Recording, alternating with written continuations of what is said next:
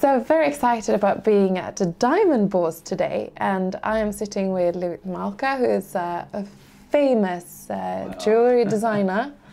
Like diamond, you'd make diamond rings for celebrities, and for normal people, or yes, for people wanting a nice jewelry. Yeah, something custom made, something bespoke. They don't necessarily want to, and I don't feel they need to, pay the extortionate overheads that a lot of the retailers put on in the price of their ring and their profit. So this way they come to me for something that's just truly customized. And you know, let's just expect that we don't know anything about diamonds. Right. So, but that we are really interested in investing. And you know, looking into where can we put our money, like what is lucrative, and also some things are just irresistible, and I would say diamonds are. Can you tell us a little bit about like the history of the diamond market? The diamond's really only been around since the 20th century to start off, and that was when the big diamond rush was in South Africa. So before that, you'd only really find them on the riverbeds in maybe India or Brazil as they'd wash up. And when diamonds are found as rough, as we term them, they look like broken beer bottles, like shards of glass. So once they're cut and polished nicely, they look like how we expect them to look, and those are what we term as polished diamonds. And they come in all different shapes and sizes. So when the rush started in the early 1920s, there was a huge amount of English finance that went into the mining. And back then mining isn't like it is now, where they've got all the machinery to do it. They could only go down maybe a few hundred meters, up to a kilometre, if that, because of the tooling that they were using back then. Nowadays, when they can go down miles and miles underground to find the diamonds, they are just in abundance. But the financiers back then were seeing this massive rush on diamonds, and lots of small independent people were trying to sell the diamonds. And what was happening is, when you've got an abundance of something on the market, it dilutes the price. So huge cartels, they all got together and decided, right, we're going to buy out every single person here, which is what they did. And they formed this massive company that ultimately ended up being De Beers. Once they sort of cornered the market with the diamond, it was really after the Second World War, where a massive advertising campaign that De Beers fronted up the money for came about, where they came up with the slogan, "A diamond is forever." And it was from that they started to instill in the 80s that we should spend 3 months' salary on an engagement ring, when the truth is, and the reality, that you should spend what you can afford to spend on an engagement ring. I'm sure that she's not going to say no because you didn't disclose your bank statement and your pay slips first before you got engaged. So it sort of evolved all the way through there. And then De Beers pretty much had 90–95% of the world's diamond. For how many years? For only up until about 10–15 years ago, when it started to dilute out and they started to get rid of different areas of their business. Hatton Garden, De Beers had head office down here up until 2 years ago, and they've moved out of here now and they've gone to Africa. So they really are trying to reduce, and it sort of coincided with the time that they went into retail as well. So if you think about it, they've got part of the market that's the actual mining, all the way through to the retailer. Now if you look back at the peak years of the 50s, 60s, 70s, etc., where you've got particular process of how the diamonds found themselves into a retail shop, and the wholesaler would never undercut maybe a site holder, someone who was lower down on the ladder or at first entry point to the diamonds. And there was a step process, and then from the site holders to the wholesalers to the manufacturers to the retailers. But now with De Beers having retail shops, they've sort of, you miss out all those people, so it makes it harder for the small independent to make a living when they're cutting back on all their overheads. Of course. And going direct to public. And that sort of coincided with the, I suppose not the invention, but with retail sales online, with the internet. So a lot of people buying online as well. But it's tricky, it must be tricky, because what I feel is with a diamond, you really have to look at it. You have to discover all the small parts of it to actually know if it's a good quality or not. Like, correct. It must be tricky to buy quality diamonds online. The true test of whether a diamond is any good is whether it sparkles, and the only way you can see that, doesn't matter how many videos they show you of a diamond, which they're all doing now online with a nice 360 video. But if you don't see the stone up close, you can't tell what sort of sparkle it's got, because there's so many different tricks with lights, with Photoshop, with everything. It's easy to fool someone online. And when we come to the clarity of a stone, the clarity, some people think that, oh, it's got an inclusion in, I should stay away from that. And then you're going higher up the clarity chart, close to flawless, if not flawless. And when we grade the diamonds, it's all graded under a 10 times magnification. So that, and that's a constant throughout. 10 times, that's the rule of thumb. But an inclusion in a diamond, if you consider it to be like a birthmark on somebody, we're all different. Everyone's got a different DNA. And if you look at the clarity on a diamond as a birthmark, then it identifies that stone not just as a stone or a mineral, it identifies it as maybe a character, because ultimately you're not just buying the stone, you're going to buy, might be the wrong word, but the person who you're giving it to. You're in love with that person, because most diamonds are used as engagement rings, and so you want to make sure that the diamond's got the same amount of warmth and care taken over it as care you take over finding your fiance. So what you are really describing here is that it's difficult to actually put a standard as like, this is the value of this sort of diamond, and like, it doesn't really work like that. No, it doesn't. I mean, if you take the grading chart of the colour and the clarity, and for argument's sake, the two diamonds that I've got out loose here, they're both an F colour and they're both an SI1 clarity. So that means D being the top, they're close to the top in terms of colour, so they're nice, bright, vibrant. And the first thing you spot in a diamond is the colour of it when you take it out of the packet, whether you're up close or you're sitting a metre away like we are.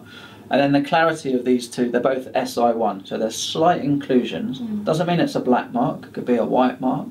Slight inclusions, but there's nothing that you'll see with the naked eye. You shouldn't see with the naked eye. You can get SI1s where you can. But because there are approximately, I think someone once said, there's about 14,000 different characteristics of diamond. So that's all the different shapes and cuts. Yeah, all the different colours, clarities, all different size brackets, because the price of a diamond depends on the size of it as well. The bigger the diamond, the more cost per carat it will cost you, because the bigger it is, the rarer it is. Grams? 1 carat is 0.2 grams, yes. So there's 5 carat diamond is 1 gram in weight. But because of there's so many different characteristics, it's impossible to keep alive, or it has been up to now, a live stock market accuracy of all the stones, keep track of all the live prices. And that's the main reason why diamonds are not listed as a commodity on the stock market. And as a result of that, I believe it makes it difficult to buy a diamond for an investment purpose. One of the other main factors is that when you're buying a diamond, it's not exempt from VAT, certainly not in the UK. So straight away, you've got an extra 20% that you've put on. And if you're going to sit on it and wait, then you're going to wait a long time before it accrues the value. Now, I believe it's a fact that since mid-80s or early 80s, there hasn't been a down pricing on diamonds. They always seem to go up. Certain sizes, certain colours, clarities might have gone down 1 month and then gone back up the next. But they generally, they generally tend to go up year on year. But if you're buying a diamond in a retail shop, they estimate it's about 20-25 years before you get your money back for it after you've bought it. When you buy a diamond in a ring setting, you've got to consider, if you take, for argument's sake, it costs you £10,000, you take away the VAT, it's £8,500. It might be £1,000, £1,500 to actually make the ring, so that's £7,000. Then there's the profit on that, and a lot of retailers, they could put a double up on it, in which case it takes down to £3,500. So the true cost, or the true value of the stone, if you tried to sell it back the next day to someone else, will probably be about a third of what you've actually paid for it. Interesting. So if you look at the diamonds that you sell, Yes. obviously they are not found in the UK, No, in the they're soil not. here. So what about like a situation like Brexit? How does that affect the trade with this kind of commodity? Well, in the UK, it's been a little bit tricky with the whole Brexit thing. I don't believe that the sales in diamonds has slowed down since the announcement. Was it 3 years ago now, wasn't it? What happened overnight with the exchange rates is that the dollar to the pound, we went to bed on the Thursday night, I believe it was like 149, and we woke up in the morning and it was 117. Now, in the UK and all around the world, diamonds are priced in dollars. So the exchange rate really put the price of diamonds Really? about 30% up. 30% up? Well, give or take, yeah. So it made the diamond pro rata more expensive for what we were getting on Thursday to Friday. It's amazing what a great political decision can do for the country's diamonds. Yes, absolutely. But that's not just diamonds. I mean, that happened with everything that's been imported into the UK from a dollar rated, perspective. correct. Yeah. Interesting. So, from what I've heard, there are so many diamonds in the world. So, what keeps the price so stable? There's a company called Rappaport, and again, back in the 1980s, they put together a list, which is like a grid of all the different sizes, all the different colours and clarities, etc. And they sort of keep a guide on the price, and they on the list, it's really as a reference to how much a particular stone should cost. And that's just based on what market value That's is. like a piece of paper, really. Pretty much, yeah. But then depending on your level within the business and the volume that you buy, you're not necessarily going to pay, let's call it the spot price that's on there. You might get 30, 40, 50, 60% back off of that, depending on who you're buying it from and what volume you buy and what your relationship is with the dealer, etc. So there's no perfect price list as such. We're just going by old school techniques of what we feel that this is worth, and it seems like that sort of kept a guide price within the industry around the world, and it's what we've been using ever since. So we have a couple of diamonds here. Can we just talk? If you could just talk through there. So there's two different diamonds here, and if we put them upside down, we can see the difference in the two. So this one over here is the oval shape, and this one over here is a cushion cut. And cushion cuts come as squares, as in the same width and length ratio, or they can come as long ones, such as that. When we cleave diamonds, so when they're cut, we cut them like wood. You go with the grain. So when you plane a piece of wood, you go with the grain, and it's the same with diamonds. Once the diamond's polished like this and it's in a ring setting, if you knock your granite or marble worktop in the kitchen, you could take, and it goes the wrong way, you could take a small slice out of it. Likewise, when you're cleaning a ring, you shouldn't put it in boiling hot water, as in straight from the kettle, because the temperature change can suddenly shock the diamond and could fracture it. Okay, so we don't want to do that either. Any stone that's not cut nicely, it's going to have what we call fish eye. So if you go fishing and take a fish out of the water, leave it for 10 minutes and it's dead, it's just glazing back at you with, it's like a film over it. So a bit like that. See, it's like just, there's no mark or anything. Very, very cool. From what I've heard, the pink diamond is the most... Yeah, pink diamonds are the most sought after and rarest in terms of coloured stones. I think pink, everyone associates pink with the colour of love. And the biggest mine that you're going to find pinks is in a region of Australia called the Argyle region. And that's why those 90% of pinks that come out the ground, on the GIA diamond report it will say an Argyle pink, and that's the region that we want them from, and that's where they're from. People say they're running out. I guess, yes, everything runs out at some point, but then new technology comes in where they can mine even deeper, and they can pick up with infrared thermal, with all these amazing bits of computer technology. They can pick up different deposits within the Earth's core of where they feel there might be some diamonds. So they will come about, but if you look, and there's a few times of year where it be Sotheby's, for example, or Christie's, where they've got these diamond auctions, and you see how much they command per carat for the stone. It's absolutely incredible. And they're gorgeous. I've been fortunate enough to see a few in my time up close, and they really are incredible. So what about the Diamond Bourse? What Yes. are you up to? And you know, because you are one of the members. Yes. What's the work? Well, what's generally involved around here, it's the Diamond Bourse. I guess the easiest way to describe it is that it's like an umbrella organisation for lots of diamond dealers to be under the same roof on a day-to-day basis to be able to trade with each other. So anyone who's a member here, you don't work for the Diamond Bourse, you belong to. So you have to have your own business, you have to have been in business for a couple of years, and you have to be nominated by 2 other members before you're allowed to become a member here.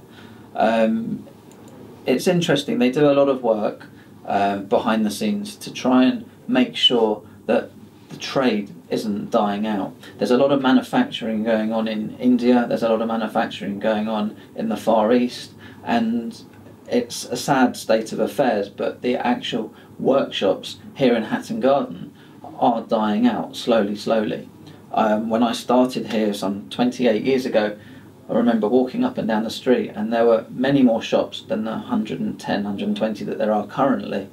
And now, with one of the biggest buildings on the street, the Johnson Matthey building, been taken over a few years back by an advertising agency, it just shows how many of the smaller workshops have been forced out of Hatton Garden because of the rents that have been imposed.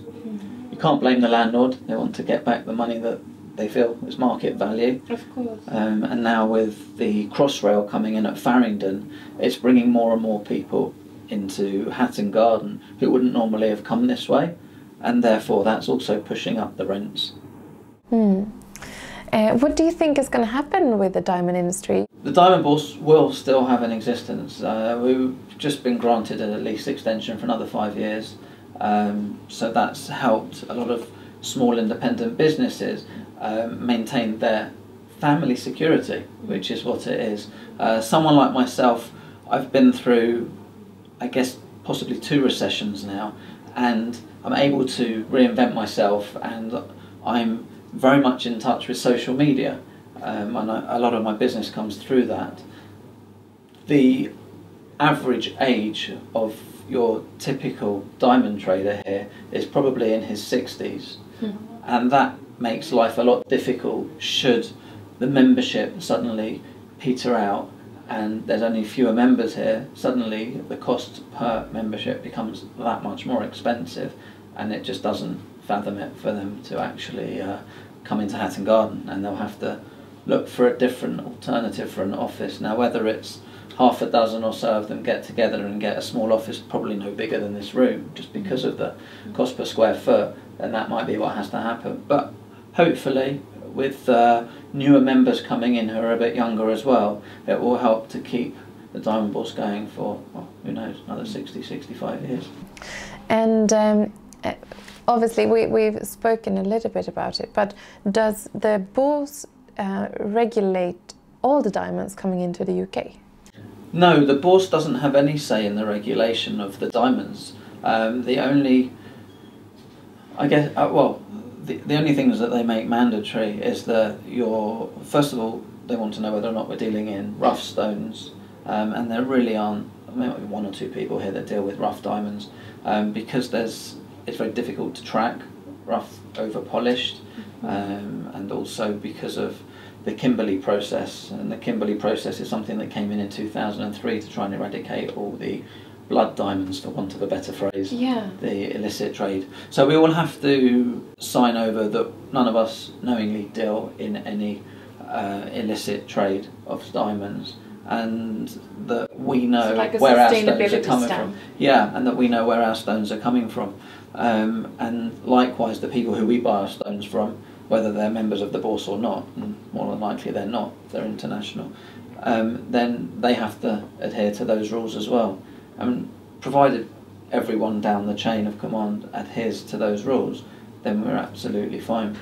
But the thing is, and this is the nice thing about the bourse, is that everyone together is like a family.